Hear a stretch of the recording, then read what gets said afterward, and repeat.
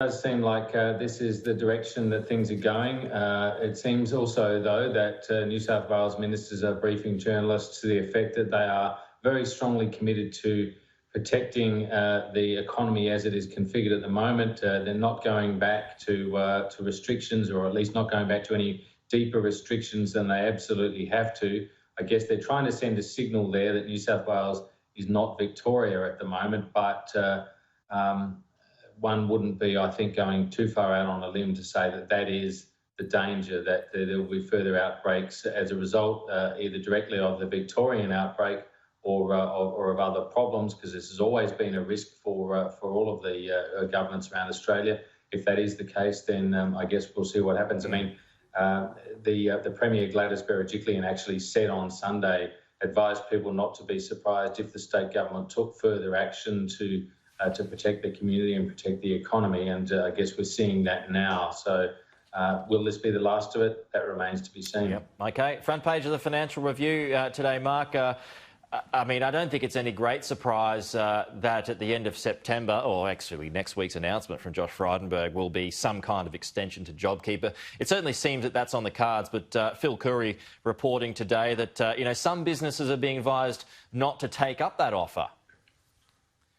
Yeah, this is quite interesting. I mean, as you say, it's been a slow march toward this point where the government is now pretty much openly admitting that there will be an extension of the JobKeeper program, whether it'll be called exactly that, whether it will be configured exactly the way it is. Those are the sort of details we're all waiting on, of course, and businesses are hanging on those details. But Cosboa, the Council of Small Business, is also pointing out, Peter Strong from that organisation also pointing out, that while people have been on JobKeeper up till now, they have been accruing annual leave. And what that means is that if businesses get to a point where they decide they can't carry on, or they're going to have to dismiss people, let people go, as they say, that they will have to meet the costs of that accrued annual leave. And that therefore it might be better for some businesses, if they are actually going to downsize, to shut up shop for the time being, so as to not be accruing those additional costs, rather than getting to a situation where those costs might be part of what breaks them in the end. What did you think of Josh Frydenberg's admission yesterday that while the unemployment rate's at about 7.1%, it's going to increase when the next round, the unemployment figures are released on Thursday, but then he sort of went on to admit that the truer unemployment rate is at about 13.3%. Do you think that the language is shifting, Mark, kind of softening things up to get ready for some more realistic figures later on in the week when you kind of factor in underemployment? And, well, I'll tell you what, if people on welfare were included in that, I suppose the unemployment rate would probably be around 20%.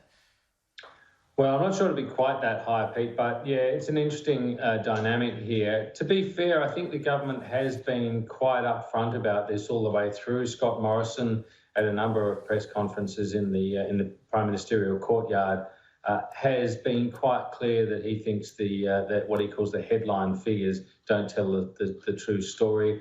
Of course, we know the participation rate is down, and that is the sort of foundation measure from which you decide who's unemployed and who isn't, because it's about who's actually in the labour market, who's actually been actively seeking work in the last week, those kinds of things. It's a very technical thing. Sure. But when you actually look at who is either underemployed or completely unemployed, including those people who've simply given up looking for a job because there's no realistic prospect, it is much higher than the official figures show. So you've got all those people or a good many people on JobKeeper, and all those people on JobSeeker, and a whole bunch of others who are just not even, who are either doing caring work or have had to just sort of pull out of actively seeking work because there's no prospect of getting a job. Okay.